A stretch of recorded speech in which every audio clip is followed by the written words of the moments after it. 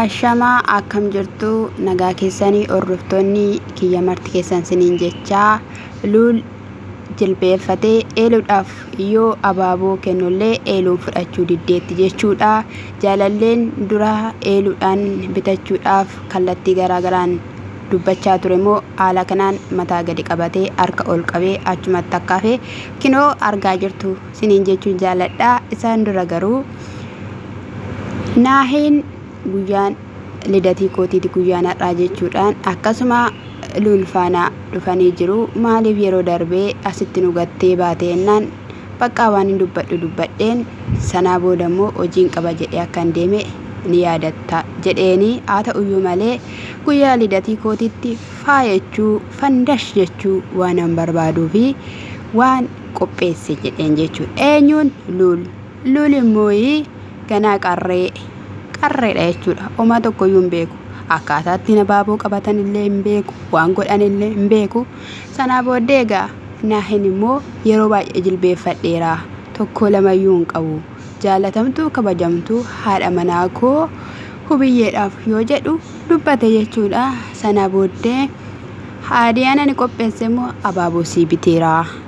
Eeluudhaanii si jaaladheera. Hiriyummaa keenya yeroo baay'ee waliin dabarsine.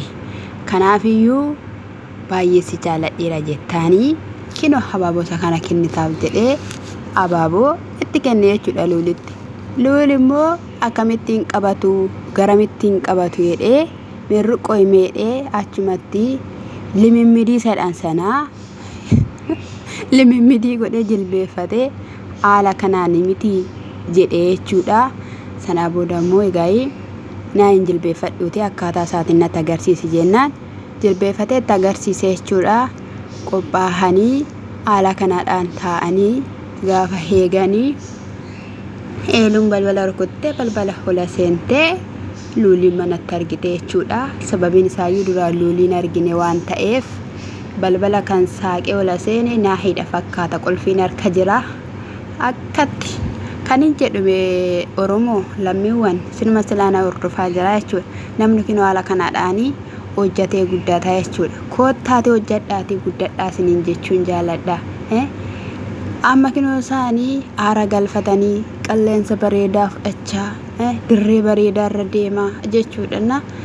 Fataa ani mana isaanii hojjetanii yuutuubiidhaan kan akkatti mana namaa bareechaa jiru dhugaan siniin jedhe. Fataa kan nama gochaa yeroo tokko kan warreeban kan walidhanii kan morma waludhaniif maaliif seeti fakkaata jijjiiramuuf jechuudha. Fiiwuu argachuuf jechuudha. Nama ofii keessa taa'anii immoo waan barbaadan hojjetanii immoo qarshii fiduu jechuun carroomuu jechuudha. Asumaadhaan keessa sinii makaa hidheenani kaasiniin jechuun jaaladha. Hani lammiin keessanii egaa sana booddee gaafa isaan dhufan jedhanii hin taa'inaati dhadhaabadhaa jedheenaayin. Maali ennaan dhadhaabadhaa lul waan jedhu qabaa. Sana booddee gaayitti gadi taa'uudhaaf gaafa jedhanii gadi teessisuu dhoowwe kanaahin. Achi booddee mucaan machaa'e walakkaa seenee eenyu lul. Eeluun ani immoo maalidha jennaanii maal taate ani si'i akkana ta'u argeen beeku jette eeluun har'a argikaa jedheenii. Sana booda egaa abaaboo gadi baafatee gaafa jilbeeffatu achumatti maal jechaa jirta aniifa tokko hiriyummaarraatiin kan hafe yaada biraa hin qabnu gaafa ishiin jettu biyyeen immoo durayyuu beekeera jette. Maal beetteenaan ennaan ishii hordofu si talaatu nabbara akkasuma miti rifisa jechaanii turte jechuudha. Achi naahin afaan ishii qabaa ture hin dubbatin jedhe jechuudha. Sanaa booda ishiin fudhachuun nan egaa eeluu kana mee dhugaan siin jedhame baay'een ishii jaaladha. Maaliif akka taa'e beektu jagninnati ishii gootummaa ishii kutannaa ishee jechuudha. Baay'ee natti tolteen dhugaan siniin jedhe akka daa'imummaa ishiitti miti baay'ee jabduudha dhugaa dubartii jabduu dubartii xankaarraadha jechuudha. Sana booda hin didde gaafa ishiin didduu hin ta'u.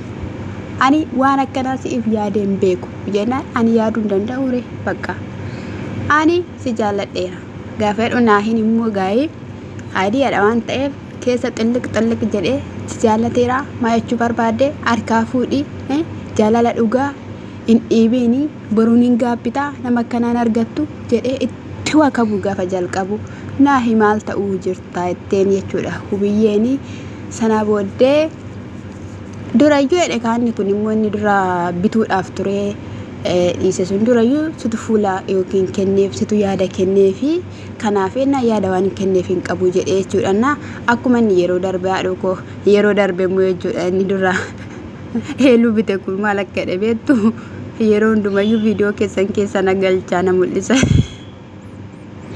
nagalchaate na mul'isa waan jedheefi kinoo amma fidanii mul'isaa jiru jechuudha kinoo haala kanaadhaan gadi gombisanii yaa gooftaa ko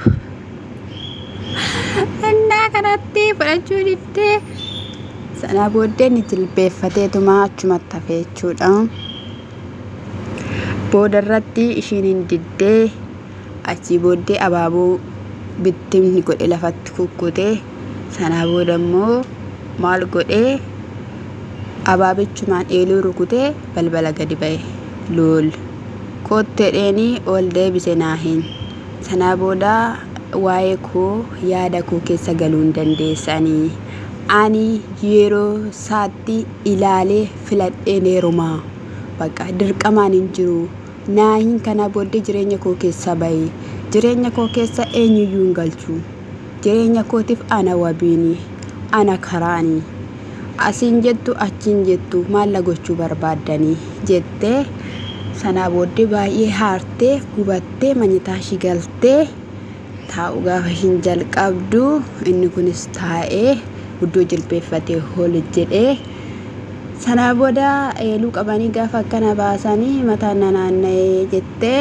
gadi gombifamtee dhattee jechuudha soofarratti sana booda isaan kun maal godhanii harka warra rukutanii kolfuu jalqaban jechuudha kolfuu gaafa jalqabanii maalidha gaafadhan biraankii akka ta'e itti himan jechuudha boodarraa ati jaalachuuyyuu hin beektu yoomuu jaalallis hin qabu hin jettuun seetanii eeluun maaliif jennaan maalummaa jaalalaa hin beektu dhuguma mucaan hin beeku dhugaa dubbachuudhaaf asheetadha corqaa nama ganaa baaboo akkatti qabatan maal jedhanii jaalala akka gaafatan ganaa odeessaa jiru akkamitti maal godharee isiniin jechuun jaalladhaa sana booddee kolfanii taphatanii haala kanaadhaanii eeluun biraankii taatee eeluun garuu biraankii isaan goote jechuun hin danda'ama namni amma kana ishee kadhachaa jiru otoo obboleessi fuudhi kaadhaniinuu akkasumallee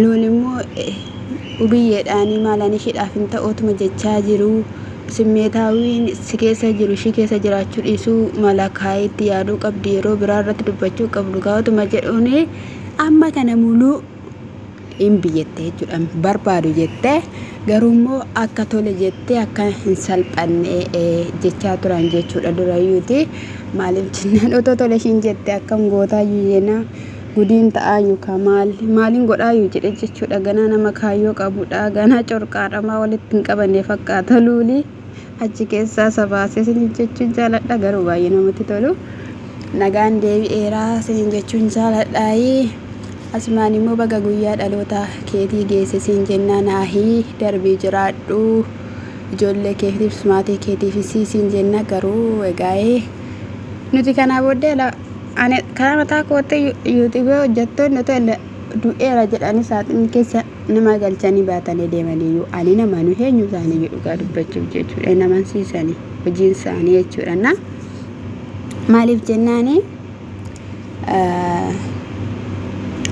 baqa haala kanaadhaan fidanii nagaa buusu kaasila isaan dura walii galnatti fakkaate kaameraan alatti maalumaafuu gooftaan sinaa eebbisuu eebbifamaa sinin jedha asumaan immoo sabskiraabii laayikii komentii naa gochuun na jajjabeessaa sinin jedha shaaloo